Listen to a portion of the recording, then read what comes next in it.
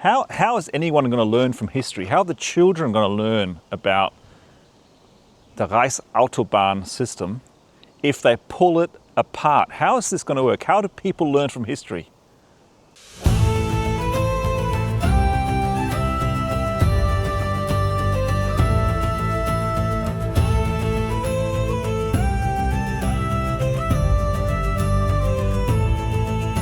Dr. Klovekorn, can you help us?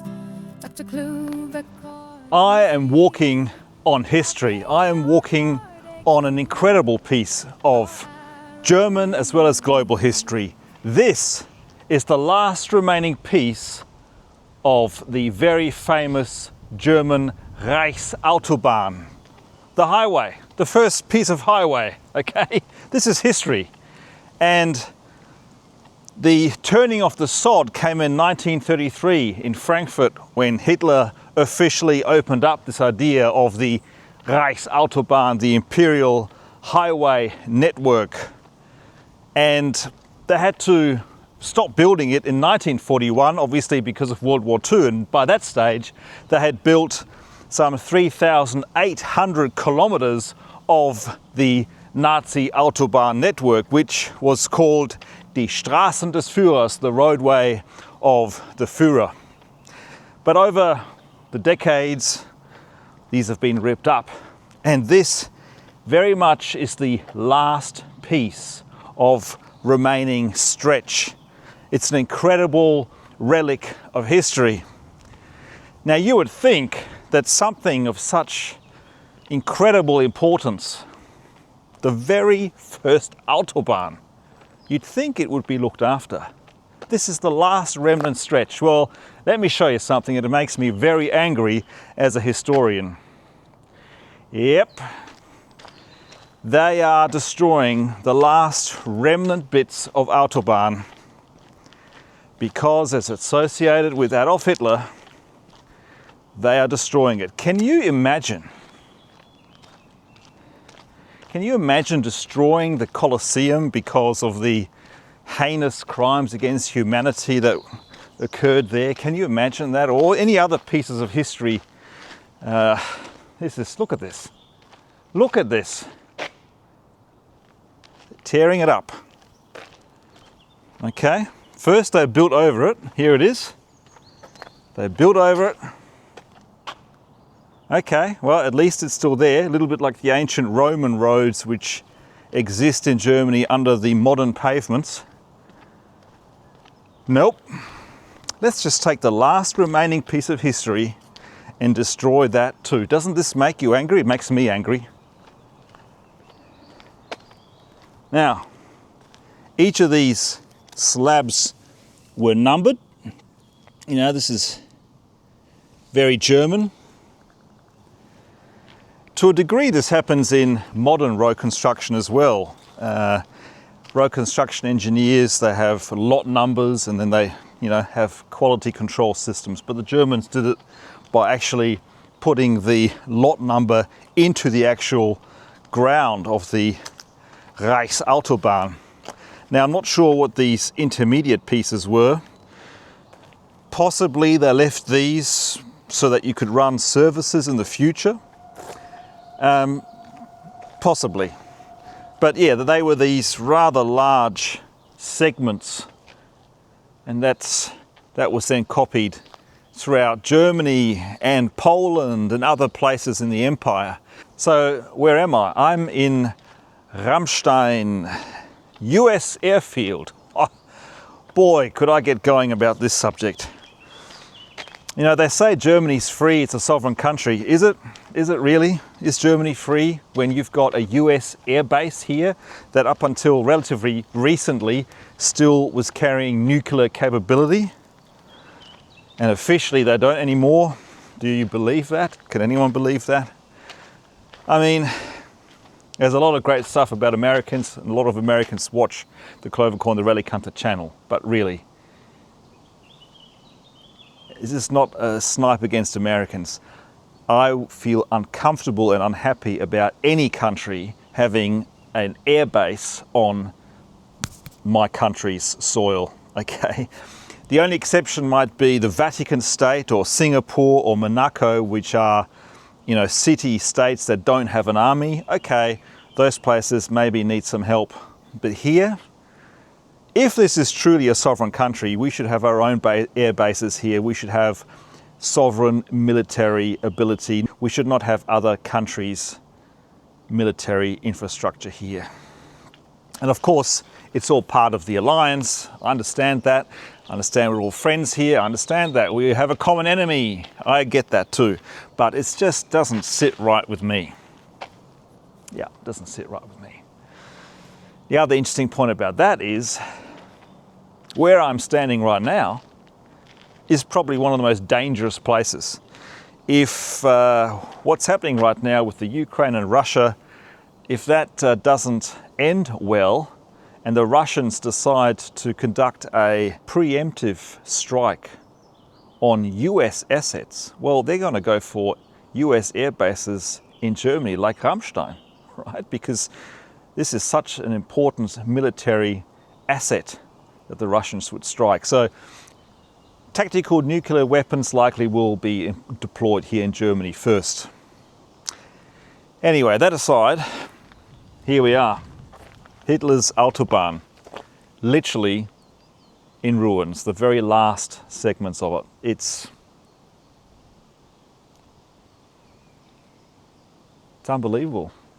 How is anyone going to learn from history? How are the children going to learn about the Reichsautobahn system if they pull it apart? How is this going to work? How do people learn from history? So there are photos of very heavy Tiger II Königstiger tanks in the Battle of the Bulge that have sunken into the roads in France because they're too heavy. They're too heavy, or perhaps they weren't too heavy, just the French roads were poorly manufactured. These were used as landing strips by a number of different types of aircraft. Right towards the end, the Messerschmitt 262s were hidden in the forests here, and then these were used as runways because they didn't have control over their own air bases, the Germans. What an incredible piece of history, and they're just ripping it up.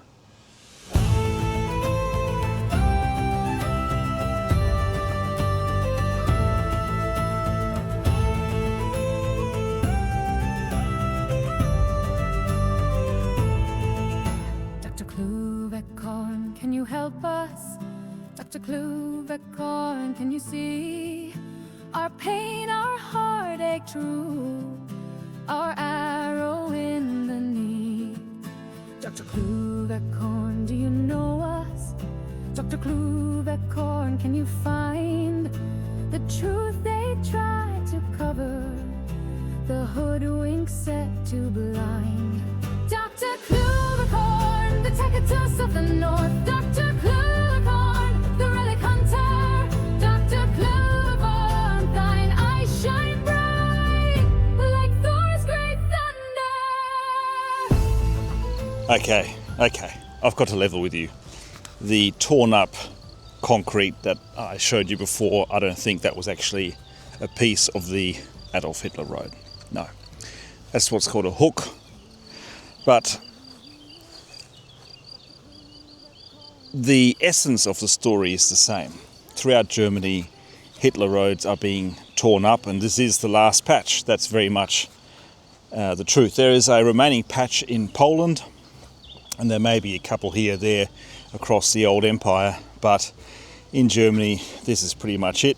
There are a couple of overpasses left from the Reichsautobahn that are still left in Germany, but you know, a piece of the Hitler highway that you can drive on just like we did a moment ago, no, that doesn't exist. This is it. This is the last remaining piece. And the reason why I'm making this emotional plea to anyone and everyone watching this show, with the excavator in the background, which I think that was bits of tarmac from the Ramstein airbase, but it's the sentiment that's important. Don't destroy history. That's the sentiment.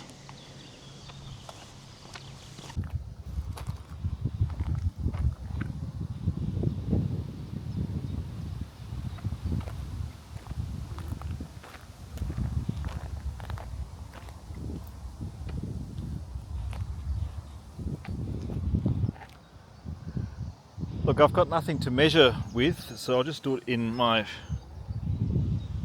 feet lengths. 1, 2, 3, 4, 5, 6, 7, 8, 9, 10, 13, 14, 15, 16, 17, 18, 19, 20, 21, 22, 23, 24, 25, 26, 27, 28, 30, 31, 32, 33 and a half of my feet long. 33 and a half of my feet long. Look, they're even numbered. Check that out, 883. All right, this is for the archaeological record, and the width is 1, 2, 3, 4, 5, 6, 7, 8, 10, 11, 12 and a half.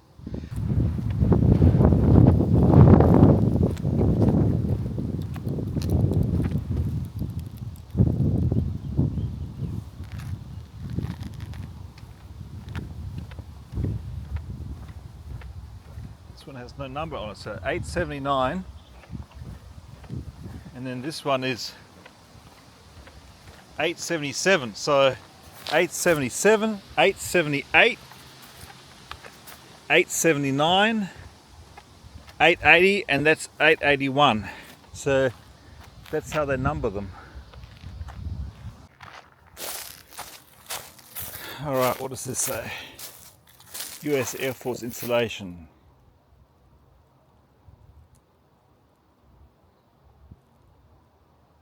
Wow.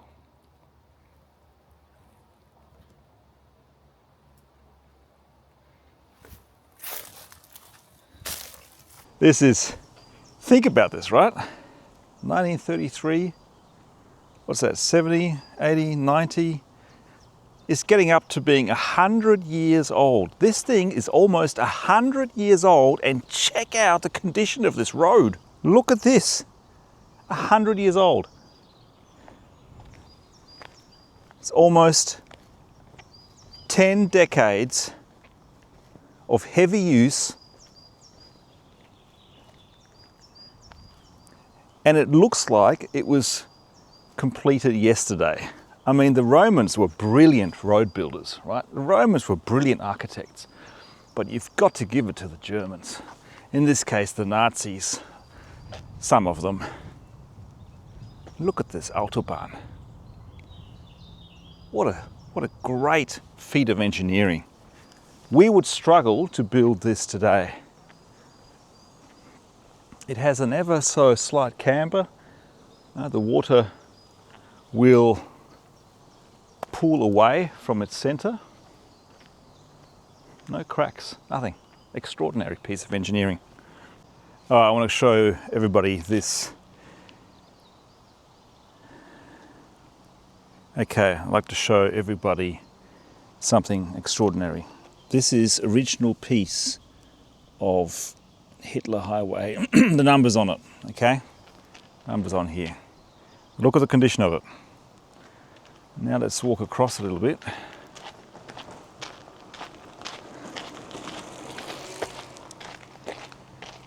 This is a modern patch-up. They've put these foam expansion joints in here, right? And they've tried to mimic the road with modern patch-ups. So here they cut through, I don't know what for, maybe they had to get to some services or something. So this is the modern equivalent. I don't know when this was done, maybe 10, 20 years ago, 5 years ago, I don't know, but check it out. Check it out, this is the modern equivalent, right? Check this out, these are the repair patches.